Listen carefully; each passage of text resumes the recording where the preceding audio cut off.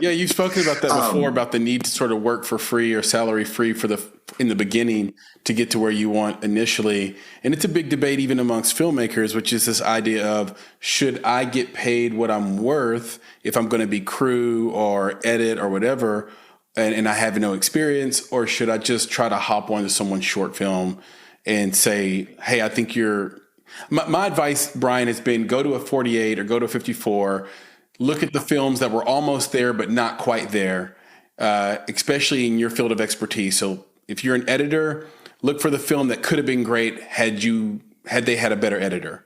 And then just go and introduce yourself to that filmmaker and work that next film for free. But some people hate that idea. Well, I think the other thing too, though, is people that want to pursue sort of an all-around career in film. Yeah. So if you have an area of expertise, but you want to do more, I do think that's where, like, if you're an editor, but you want to be a director, get paid to edit because that's what you do. Yeah.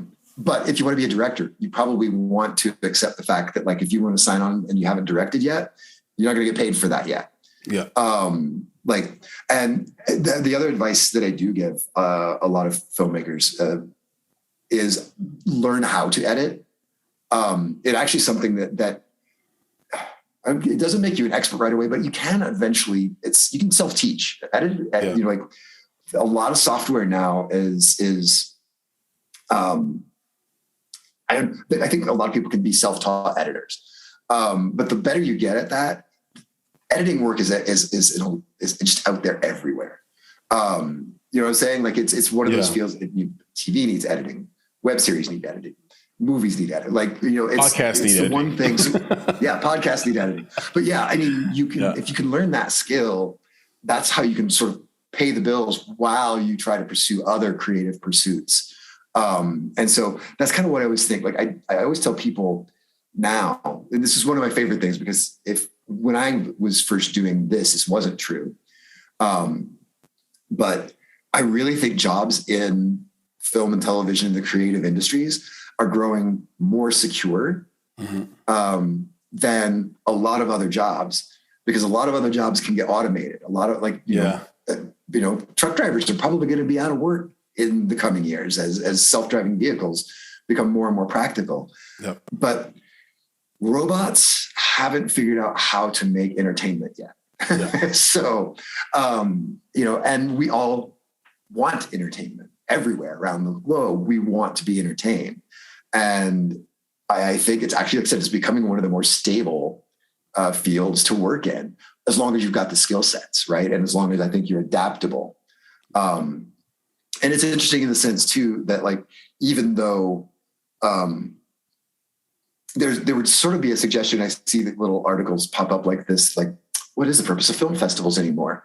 And I think in many ways, as all of this content keeps getting created, and there's so many apps and channels and streams everywhere, I think curation actually even becomes that much more important, because I'm still one of those people that I can sit down if I've got some free time and I'll pop on Netflix, spend 45 minutes scrolling through everything, and then decide that I didn't want to watch any of them. You know, like, I get overwhelmed by choice.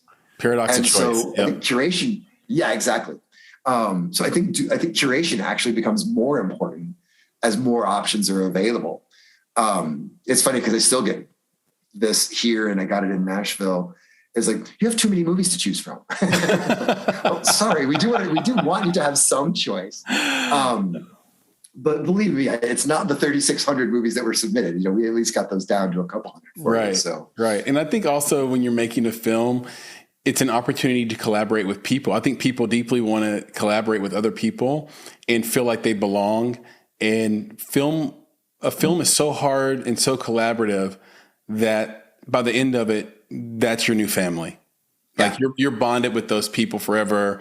You know, as Sebastian Younger has said in his book Tribe, it's kind of like you went through something together that was life-threatening, and so therefore you're bonded in that, you know, for life.